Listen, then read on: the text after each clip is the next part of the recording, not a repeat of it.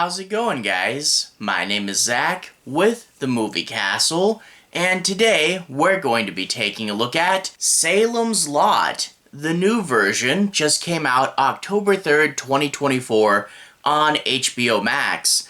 The movie was directed by Gary Dauberman, who had written a lot of the Conjuring spin-off films and I believe actually directed the third Annabelle movie.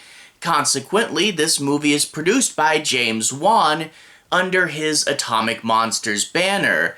The movie stars Lewis Pullman, Makenzie, Leigh, and Jordan Preston Carter, and is of course based on the novel by Stephen King, one of his classic novels, and turned into a classic film by Tobe Hooper.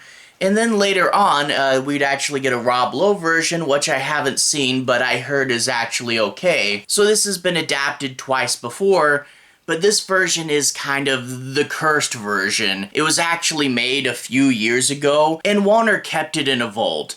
Stephen King, the version he saw, he said it was really good and was hoping it would get released. Test audiences weren't so favorable on it. And I am glad it actually came out, albeit dumped on streaming, but at least we actually got to see this, because Warner has been cutting a few films entirely lately, and it's good that we got to see some version of this. I will say, though, it's not good. Like, if the other two versions didn't exist, you would watch this and say, it's okay. It's nothing super special and you would forget it after a little while, but it was entertaining enough, it was watchable enough, it was professionally made, just not very good. And we'll get into that in a little bit, but let's open up with a few positives. The finale, when you get to the end, there are some fun moments, albeit it does knock off 30 Days of Night a little bit. Whatever, there are some good moments towards the end.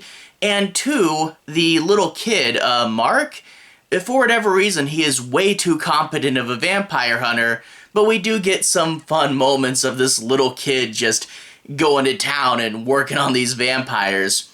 So there are some fun moments, maybe a little more on the cheesy side, but that being said, the rest of the movie really isn't great. And the big reason for that is the edit. And like, for example, if you wanted to say, hey, we're remaking Salem's Lot, well, that's a long book with a lot of characters talking about a whole town and then talking about the slow downfall and destruction of the town. It's perfect material for a limited series. I mean, look at Midnight Mass. It's probably a better remake of Salem's Lot than this. If you are going to do a new version, perfect mini-series material, but instead, the old version was just under 3 hours, and the new one is just under 2 hours, so we're cutting it down even further. And in turn, this movie goes way, way, way too fast. And because it moves too fast, you get characters leaping to solutions like just knowing that it's vampires way too quickly, and just knowing that it's Barlow and Straker, again, way, way too quickly. So the movie is just speeding way, way, way too fast through this plot, and in turn, nothing has weight and nothing has resonance. I mean, you get your lead three characters, but other than that, Dr. Cody, Matthew Burke, the school teacher, Father Callahan, those three are super underdeveloped, and the movie doesn't really want to focus on more than one of them at a time, and in turn, Father Callahan's barely in this movie.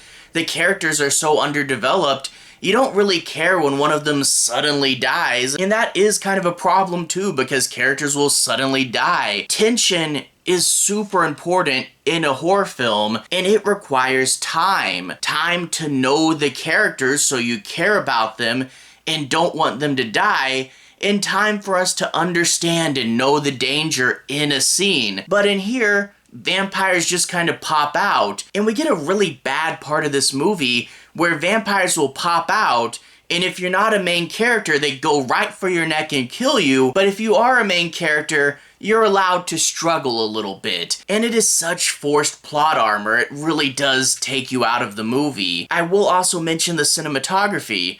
it's clean and professional. But when you look at the original, that was old and grimy and gritty, and that's really what you want your horror film to look like. And nowadays, horror films are kind of having this problem where they want to look clean and professional, but it also needs to be dark, and in turn, so many of them are shot in this high contrast, glowy feel. It's not necessarily the best, and we see it over and over again, and they'll slap a gel on and say they're doing a tribute to Suspiria or something. But for real, horror needs to be grimy and grungy. This feels clean and pretty. That's not a good thing. Also, with it being modern, we can do some special effects, and boy do we do some special effects.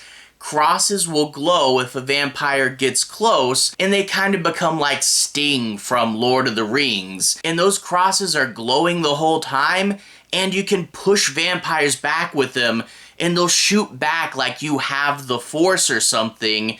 And at one point, a character withdraws his invitation to his house, and the vampire goes flinging through the air and out the door like he was flushed out of a toilet or something. So yeah, there are a few tropes of modern horror movies in here that just really serve to emphasize how, even though we can do it flashier, just being older and creepier probably works way better.